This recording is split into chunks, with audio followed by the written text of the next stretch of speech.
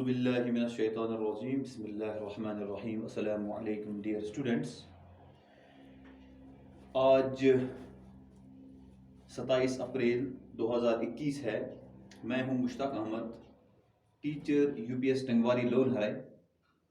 और आज का जो मेरा क्लास है ये है क्लास 7th और जो सब्जेक्ट है जनरल साइंस।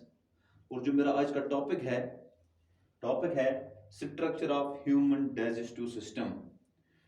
जो इंसानों के अंदर डाइजेस्टिव सिस्टम होता है उसकी स्ट्रक्चर कैसी होती है, उसमें कौन कौन से पार्ट्स होते हैं। क्योंकि आपको मालूम है अल्लाह ताला ने जितने दुनिया के अंदर जितने भी जानदार बनाए हैं, हर एक जानदार जो है वो गुज़ा का इस्तेमाल करता है, वो गुज़ा खाता है। वो गुज़ा के बिना, गुज़ा खाने के सिवा ज़िंदा नहीं रह सकता है, क्योंकि गुज़ा ही उसको एनर्जी देती है, गुज़ा से ही वो ग्रोथ करता है, डेवलप करता है और ज़िंदा रहता है।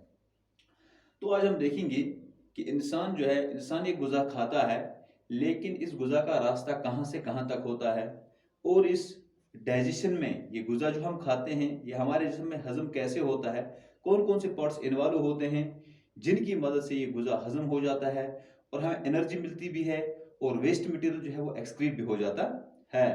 तो सबसे पहले हम यहाँ पे देखेंगे, मैंने आपको पढ़ाया है कि इंसानों के अंदर जो न्यूट्रिशन है वो है होलोज़ाइक न्यूट्रिशन। इंसानों के अंदर जो न्यूट्रिशन होती है, ह्यूमन बींग्स के अंदर जो न्यूट्रिशन होती है उसको कहा जाता है holozoic nutrition. Holozoic nutrition means they consume fluid foods as well as solid foods.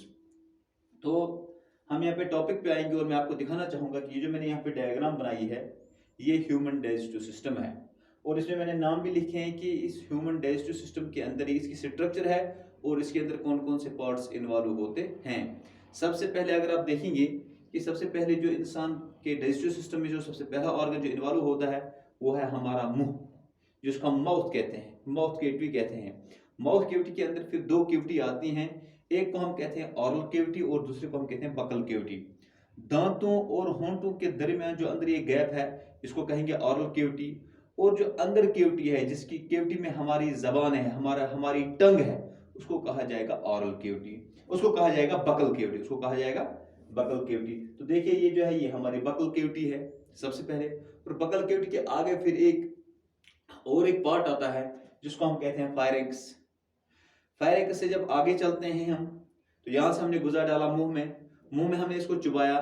Firings के होते हुए यहाँ से एक पाइप होती है जिस पाइप के जरिए से ये गुज़ा नीचे चला जाता है।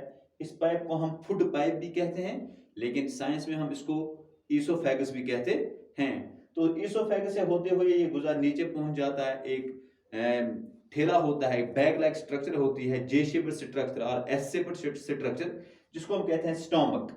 तो यहाँ से ये गुज़ा होते हुए स्टोमक में पहुंच जाता है। स्टोमक के अंदर जो प्रोसेस डाइजेशन की है वो मैं आपके बाद में पढ़ाऊंगा, अभी मैं पढ़ाता हूँ आपको कि स्ट्रक्चर इसकी कैसी है।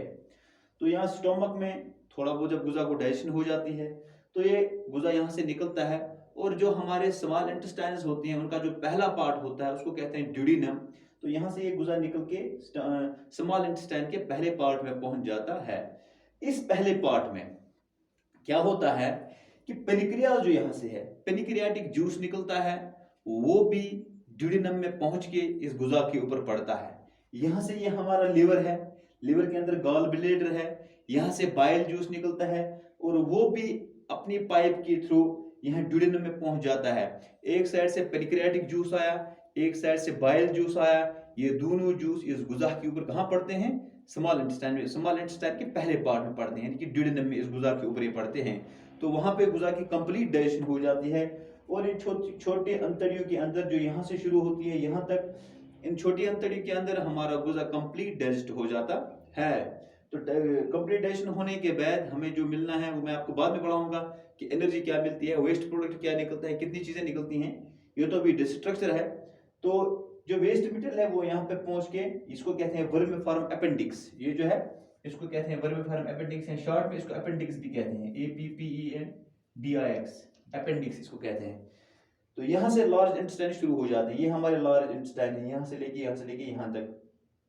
तो वेस्ट मटेरियल यहाँ से पास होते होते होते होते यहाँ पे पहुंच जाता है, और लार्ज इंटेस्टाइन में क्या होता है, एब्जॉर्प्शन ऑफ वाटर होता है।